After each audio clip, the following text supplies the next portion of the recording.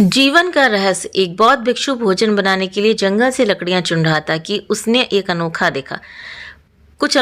उसने बिना पैरों की लोमड़ी देखी जो ऊपर से स्वस्थ दिख रही थी। उसने सोचा कि आखिर इस हालत में ये लोमड़ी जिंदा कैसे है। वो अपने विचारों में खोया था कि अचानक हलचल होने लगी। जंगल का राजा शेर उस तरफ आ रहा था। भिक्षु भी तेजी से एक पेड़ पर चढ़ गया और वहां से देखने लगा। शेर ने एक हिरन का शिकार किया था और उसे अपने जबड़े में दबाकर लोमड़ी की तरफ बढ़ रहा था। उसने लोमड़ी पर हमला नहीं किया बल्कि उसे खाने के लिए मांस के टुकड़े भी दे दिए। भिक्षु को यह देखकर और भी आश्चर्य हुआ कि शेर लोमड़ी को मारने की बजाय उसे भोजन दे रहा है। भिक्षुक बुदबुदाया। उसे अपनी आंखों पर भरोसा नहीं हो रहा था। इसलिए वो अगले दिन फिर वही गया और छिपकर शेर का इंतजार करने लगा।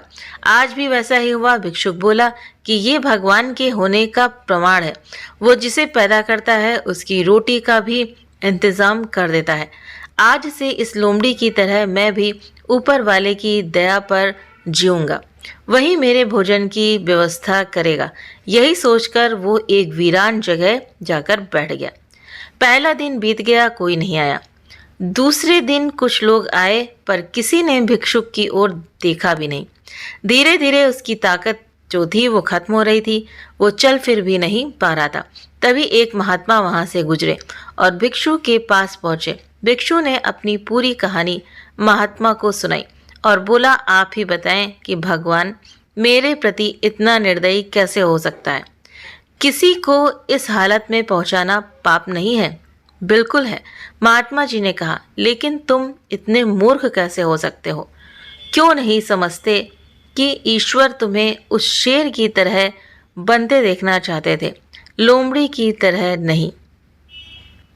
जीवन में भी ऐसा ही होता है कि हमें चीज़ें जिस तरह से समझनी चाहिए उसके विपरीत हम समझ लेते हैं और हम बिना काम करे भाग्य के भरोसे बैठ जाते हैं, ये सोच के कि जो भाग्य में होगा मिल जाएगा। जी नहीं, ऐसा बिल्कुल भी नहीं है। बिना मेहनत के तो भाग्य क्या, भगवान भी साथ नहीं देता है। हम सभी के अंदर कुछ ना कुछ ऐसी शक्तियाँ हैं जो हमें महान बना सकती हैं। ज़रूरत है उन्हें पहचानने की, ये ध्यान रखने की कि कहीं हम शेर की जगह लोमड़ी तो नहीं बन रहे हैं। तो इस पर हमें ध्यान देना है। भगवान भी कहते हैं कि कर्म किए बगैर तू नहीं रह सकता।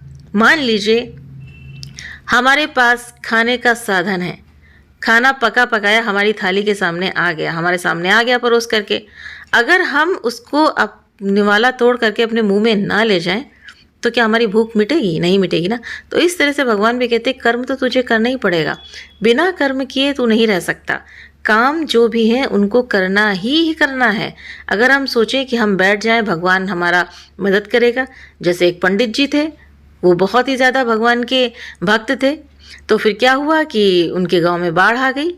ये आप लोगों ने कहानी सुनी भी होगी, मैंने डाला भी है कि बाढ़ आ गई। तो उन्होंने कहा कि सभी गांव वाले आए, कहने लगे कि पंडित जी जल्दी से आप मंदिर छोड़ के चलिए, नहीं तो ये बाढ़ आ जाएगी, आप डूब जाएंगे। तो उन्होंने कहा नहीं, मेरा भगवान बचाएगा।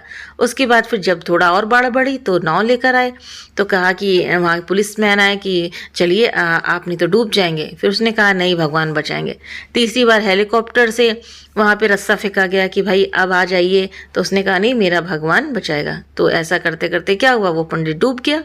लेकिन इससे क्या हुआ, फिर वो जब भगवान के पास पहुंचा तो भगवान से कहा, शिकायत की कि भगवान मैं आपका इतना बड़ा भक्त था और आपने मुझे क्यों नहीं बचाया। तो भगवान ने कहा मैं एक बार नहीं, तेरे पास 3 बार आया, लेकिन तूने मुझे पहचाना ही नहीं।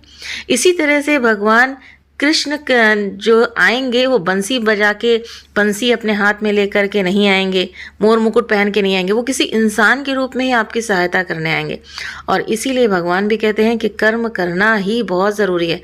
बिना कर्म के कुछ भी नहीं हो सकता है। अगर हमारे साधन है हमारे पास में, अगर हम उसका प्रयोग नहीं करेंगे तो फिर वो निरर्थक है ना। तो खाना भी हमें साधन से ही मिलेगा और इसके लिए हमें प्रयास करते रहना है और प्रयास करने पर ही हम सफल होते हैं।